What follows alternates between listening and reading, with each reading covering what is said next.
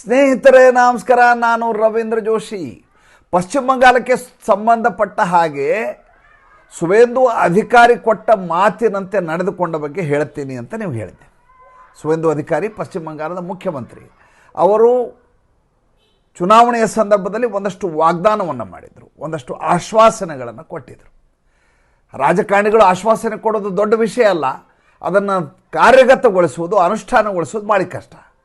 ಆದರೆ ಮೇ 9ಕ್ಕೆ ಮುಖ್ಯಮಂತ್ರಿ ಆದಂಥ ಈ ಸುವೇಂದು ಅಧಿಕಾರಿ ಕೇವಲ 3 ತಿಂಗಳಲ್ಲಿ ಹೇಗೆ ಅದನ್ನು ಅನುಷ್ಠಾನಗೊಳಿಸಿದ್ದಾರೆ ಅನ್ನೋದು ಇವತ್ತಿನ ಸಂಚಿಕೆಯ ಬಹಳ ಮುಖ್ಯವಾದ ಸಾರ. ಅದರ ಜೊತೆ ಬೇರೆ ಬೇರೆ ವಿಚಾರವನ್ನು ಮಾತಾಡ್ತೀನಿ. ಮೊದಲನೇದಾಗಿ ಅವರು ಹೇಳಿದರು, ಇಲ್ಲಿ ಅಲ್ಪಸಂಖ್ಯಾತರ ಹೆಸರಿನಲ್ಲಿ ನಡೆಯುವಂಥ ದಬ್ಬಾಳಿಕೆ, ದೌರ್ಜನ್ಯ ಅದನ್ನು ಸಂಪೂರ್ಣವಾಗಿ ತೊಡೆದು ಹಾಕುವ ಕೆಲಸವನ್ನು ಮಾಡ್ತೀನಿ. ಅವರ ರೌಡಿಸಮ್ಮು, ಅವರ ಗೂಂಡಾಯಿಸಮ್ಮು, ಅವರ ಪಾರುಪತ್ಯ ನಡೆಯೋದಿಲ್ಲ ಅಂತ ಹೇಳಿದರು. ನೀವು ಇಲ್ಲಿ ಗಮನಿಸಿ, ಒಂದು 2-3 ವಿಡಿಯೋ ಹಾಕಿದ್ದೀನಿ. ಈ ವಿಡಿಯೋಗಳನ್ನು ಗಮನಿಸಿ. মাইক খোলা হচ্ছে, প্রশাসন ভালো করে ಒಂದಷ್ಟು ಜನ ಮುಲ್ಲಾ ಮೌಲ್ವಿಗಳು ಸ್ಕಲ್ ಕ್ಯಾಪ್ ಹಾಕ್ಕೊಂಡು ಮೇಲ್ಗಡೆ ಮಿನಾರನ್ನು ಏರ್ತಾ ಇದ್ದಾರೆ. ಆ ಮಿನಾರನ್ನು ಏರಿ ಅದರಿಂದ ಲೌಡ್ ಸ್ಪೀಕರನ್ನು ಕೆಳಗಡೆ ಇಳಿಸ್ತಾ ಇದ್ದಾರೆ. ಇದು ಪಶ್ಚಿಮ ಬಂಗಾಳದಲ್ಲಿ ನಡೀತಾ ಇರುವಂಥ ವಿದ್ಯಮಾನ. ಈ ದೇಶದ ಸುಪ್ರೀಂ ಕೋರ್ಟು ಯಾವುದೇ ಕಾಲಕ್ಕೂ ಹೇಳಿದೆ ಏನಂದರೆ, ನಾವು ಮಾಡುವಂಥ ಪ್ರಾರ್ಥನೆಯಿಂದ ಇತರರಿಗೆ ತೊಂದರೆಯಾಗಬಾರದು, ಅಷ್ಟು ಕಡಿಮೆ ಡೆಸಿಬಲ್ನಲ್ಲಿ ನೀವು ನಿಮ್ಮ ಆಜಾನನ್ನು ಕೂಗಬೇಕೇ ವಿನಃ ನಾವು ನಮ್ಮ ಧಾರ್ಮಿಕ ಹಕ್ಕನ್ನು ಪ್ರತಿಪಾದಿಸ್ತೀವಿ ಅಂತ ಇಡೀ ಊರಿಗೆ ತೊಂದರೆ ಕೊಡೋದಲ್ಲ ಅಂತ ಸುಪ್ರೀಂ ಕೋರ್ಟ್ ಭಾಳ ಮುಂಚೆ ಹೇಳಿದೆ. ಆದರೆ ಇದರ ಕುರಿತು ಕಾರ್ಯಗತಗೊಳಿಸುವ ನಿಟ್ಟಿನಲ್ಲಿ ಎಷ್ಟು ಸರ್ಕಾರಗಳು ಯಶಸ್ವಿಯಾಗಿದ್ದಾವೆ. ಉತ್ತರ ಪ್ರದೇಶದ ಯೋಗಿ ಆದಿತ್ಯನಾಥ್ ಹೊರತುಪಡಿಸಿದರೆ ಬೇರೆ ಎಲ್ಲೂ ಕೂಡ ಇದನ್ನು ಅನುಷ್ಠಾನಕ್ಕೆ ತರುವಲ್ಲಿ ವಿಫಲರಾಗಿದ್ದಾವೆ ಅಲ್ಲಿಯ ರಾಜ್ಯ ಸರ್ಕಾರಗಳು. ಜೊತೆಗೆ ಮುಖ್ಯಮಂತ್ರಿಗಳು ಈ ವಿಷಯದ ಕುರಿತು ಕಾರ್ಯಗತಗೊಳಿಸಿ ಅಂದರೆ ಮುಜುಗರವನ್ನು ವ್ಯಕ್ತಪಡಿಸ್ತಾರೆ, ಅಸಹಾಯಕತೆಯನ್ನು ವ್ಯಕ್ತಪಡಿಸ್ತಾರೆ. ಒಂದು ಸಮುದಾಯ ಇದ್ದಕ್ಕಿದ್ದ ಹಾಗೆ ರೊಚ್ಚಿಗೆದ್ದು ಬಿಡುತ್ತೆ, ಇದನ್ನು ಮಾಡೋದು ಬೇಡ ಅಂತ ಸುಮ್ಮನೆ ಇರ್ತಾರೆ. ಇದು ಈ ದೇಶದಲ್ಲಿ ನಡೀತಾ ಇರುವಂಥ ಬೆಳವಣಿಗೆ. ಆದರೆ 3 ತಿಂಗಳು ಒಬ್ಬ ಸುವೇಂದು ಅಧಿಕಾರಿ ಅನ್ನುವಂಥ ಹೊಸಬ ಮುಖ್ಯಮಂತ್ರಿ, ಯಾವುದೇ ಅನುಭವ ಇಲ್ಲ ಮುಖ್ಯಮಂತ್ರಿಯಾಗಿ, ಮೊದಲ ಬಾರಿಗೆ ಗದ್ದುಗೆ ಏರಿರೋದು, ಅದು ಕೂಡ ಭಾರತೀಯ ಜನತಾ ಪಾರ್ಟಿಯ ಆಧಿಪತ್ಯದಲ್ಲಿ ಆದಂಥ ಮುಖ್ಯಮಂತ್ರಿ ಸ್ಥಾನ. ಯಾವಾಗಲೂ ತುಂಬ ಎಚ್ಚರಿಕೆಯಿಂದ, ಸೂಕ್ಷ್ಮತೆಯಿಂದ, ಸಂವೇದನಾಶೀಲರಾಗಿ ಮೆರೆಯಬೇಕಾದ ಅನಿವಾರ್ಯತೆ. ಅಂಥದ್ದರಲ್ಲಿ ಈಗ ಪಶ್ಚಿಮ ಬಂಗಾಳದಲ್ಲಿ ನೀವು ಆಜಾನನ್ನು ಕರ್ಕಶವಾಗಿ ಹೇಗೆ ಬೇಕೋ ಹಾಗೆ ಸ್ಪೀಕರ್ನಲ್ಲಿ ಹಾಕಿ ನಡೆಸುವ ಹಾಗಿಲ್ಲ. ಮೊದಲು ಏನು ಮಾಡ್ತಾರೆ, ಅಲ್ಲಿಯ ಪೊಲೀಸ್ ಸ್ಟೇಷನ್ ಇದಾವಲ್ಲ, ಆ ಪೊಲೀಸ್ ಸ್ಟೇಷನ್ನವರು ನೋಟಿಸನ್ನು ಜಾರಿ ಮಾಡ್ತಾರೆ. ಮುರ್ಷಿದಾಬಾದ್ ಇರ್ಬೋದು, ಮಾಲ್ಡಾ ಇರ್ಬೋದು, ಸಾಲ್ಟ್ ಲೇಕ್ ಇರ್ಬೋದು, ಕಲ್ಕತ್ತಾ ಇರ್ಬೋದು, ಎಲ್ಲ ಕಡೆ ಫಸ್ಟಿಗೆ ನೋಟಿಸನ್ನು ಜಾರಿ ಮಾಡ್ತಾರೆ. ಏನಂತ ಜಾರಿ ಮಾಡ್ತಾರೆ ಅಂದರೆ, ಸುಪ್ರೀಂ ಕೋರ್ಟ್ನ ಇಂಥ ಇದರ ಪ್ರಕಾರ, ತೀರ್ಪಿನ ಪ್ರಕಾರ ನೀವು ಆಜಾನನ್ನು ಹೀಗೆ ಕೂಗುವ ಹಾಗಿಲ್ಲ, ಅದು ಇಷ್ಟು ಕಡಿಮೆ ಡೆಸಿಬಲಲ್ಲಿರಬೇಕು, ಹೆಚ್ಚು ಸ್ಪೀಕರ್ಗಳನ್ನು ಹಾಕುವ ಹಾಗಿಲ್ಲ, ನಿಮ್ಮ ಪ್ರಾರ್ಥನೆಯನ್ನು ಸಲ್ಲಿಸಲಿಕ್ಕೆ ಅಭ್ಯಂತರವಿಲ್ಲ, ಅದರ ಸಾರ್ವಜನಿಕ ಉಪಟಳವನ್ನು ನಾವು ಸಹಿಸೋದಿಲ್ಲ, ಇದನ್ನು ಮೀರಿದವರ ಮೇಲೆ ಕಾನೂನು ರೀತಿಯ ಕ್ರಮ ಕೈಗೊಳ್ಳಲಾಗುತ್ತದೆ, ನೀವು ನಿಮ್ಮ ಸಲಕರಣೆಗಳನ್ನು ಅಷ್ಟರಲ್ಲಿ ಸರಿಪಡಿಸಿಕೊಳ್ಳಿ ಅಂತ 1 ವಾರದ ಅವಧಿಯನ್ನು ಕೊಟ್ಟು ನೋಟಿಸ್ ಜಾರಿ ಮಾಡ್ತಾರೆ. ಈತನ ಬಿಗಿ ಹೇಗಿದೆ ಅಂತಂದರೆ, ಸುವೇಂದು ಅಧಿಕಾರಿದು, ನೀವು ಗಿಜಿಬಲ್ಲು ನಮಗೆ ಅರ್ಥ ಆಗಲ್ಲ, ಸ್ಪೀಕರೇ ಬೇಡ ಅಂತ ಕೆಳಗಡೆ ಇಳಿಸ್ತಾ ಇದ್ದಾರೆ. ನಿಮಗೆ ಮೊನ್ನೆ ಏರ್ಪೋರ್ಟಿನ ರನ್ವೇನಲ್ಲಿರುವಂಥ ಮಸೀದಿಯನ್ನು ಬಂದ್ ಮಾಡಿದ ವಿಚಾರ ಹೇಳಿದ್ದೆ ನಾನು. ಇಲ್ಲಿಯವರೆಗೂ ಎಡರಂಗದ ಸರ್ಕಾರದಿಂದ ಹಿಡಿದು TMCಯ ಸರ್ಕಾರದಿಂದ ಹಿಡಿದು ಇಲ್ಲಿಯವರೆಗೂ ಇದನ್ನು ಮುಟ್ಲಿಕ್ಕೆ ಯಾರೂ ತಯಾರಿರಲಿಲ್ಲ. ಸುವೇಂದು ಅಧಿಕಾರಿ ಒಂದೇ ಒಂದು ಜುಮ್ಮಾ ದಿವಸ, ಒಂದೇ ಒಂದು ಶುಕ್ರವಾರದ ದಿವಸ ಯಾರೂ ಒಳಗೆ ಹೋಗಲಾರದ ಹಾಗೆ ಮಾಡಿದರು. ಜೊತೆಗೆ ರನ್ವೇದ ಅಗಲೀಕರಣದ ಕೆಲಸವನ್ನು ಪ್ರಾರಂಭ ಮಾಡಿಬಿಡ್ತು ವಾಯು ಪ್ರಾಧಿಕಾರ.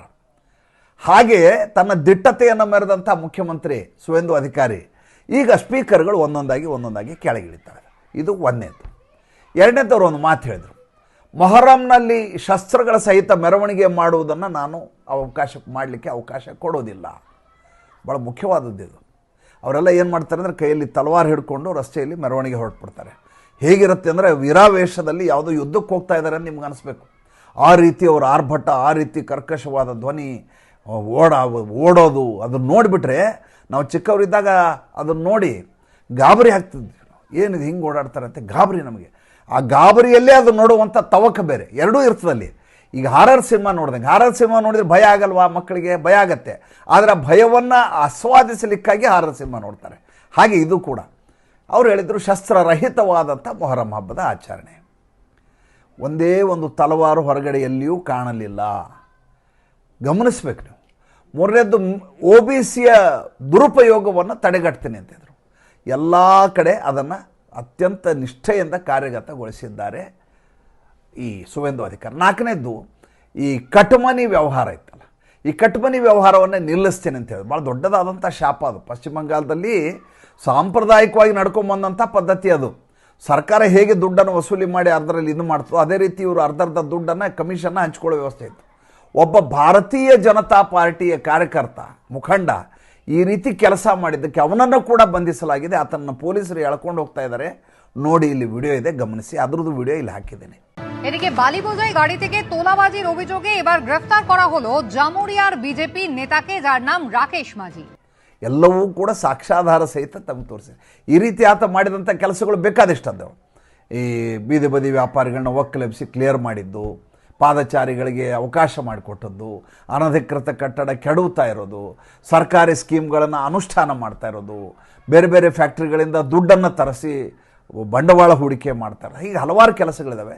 ಮುಖ್ಯವಾದ ವಿಚಾರಗಳನ್ನು ತಮಗೆ ಹೇಳ್ತೇನೆ ಅಂತ ಹೇಳಿದೆ. ಇನ್ನು ಮುಂದುವರೆದ ಭಾಗವನ್ನು ರಾಜಕೀಯವಾಗಿ ಹೇಳ್ತೇನೆ. ಏನು ರಾಜಕೀಯವಾಗಿ?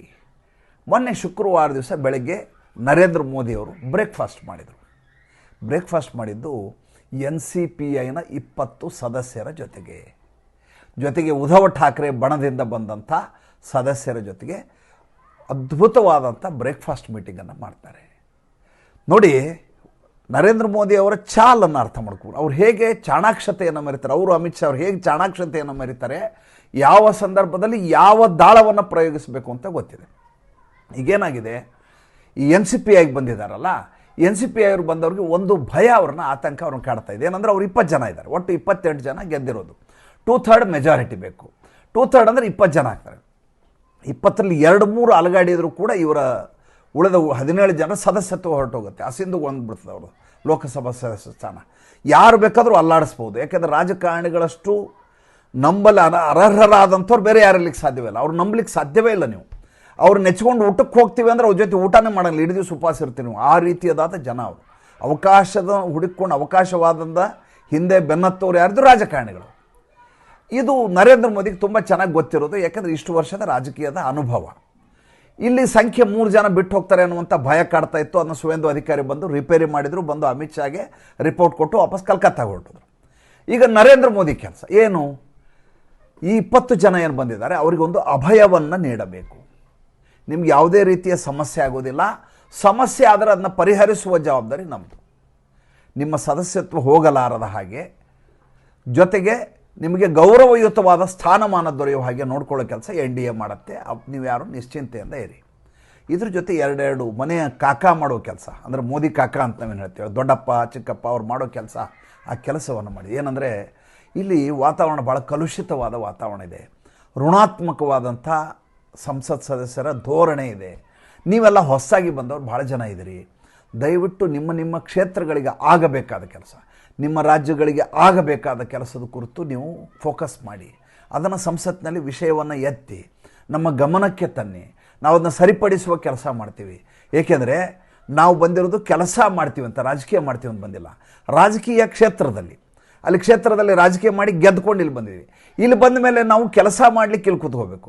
ಇಲ್ಲಿ ಬಂದು ಮತ್ತೆ ರಾಜಕೀಯ ಮಾಡಬಾರ್ದು. ರಾಜಕೀಯ ಮಾಡುವ ಜಾಗ ಬೇರೆ, ಕೆಲಸ ಮಾಡುವ ಜಾಗ ಬೇರೆ. ಇಲ್ಲಿ ಬಂದು ನಾವು ಕೆಲಸ ಮಾಡಿಸ್ಕೋಬೇಕು. ನಮ್ಮ ರಾಜ್ಯಕ್ಕೆ ಏನು ಕೆಲಸ ಆಗಬೇಕು, ನನ್ನ ಕ್ಷೇತ್ರಕ್ಕೆ ಏನೇನು ಫಂಡ್ಗಳು ಬರಬೇಕು, ಯಾವ್ಯಾವ ಸೌಲಭ್ಯಗಳನ್ನು ಮಾಡಿಕೊಡ್ಬೇಕು, ಅದರ ಕುರಿತು ನೀವು ನಿಗಾವಣೆ ವಹಿಸಬೇಕು.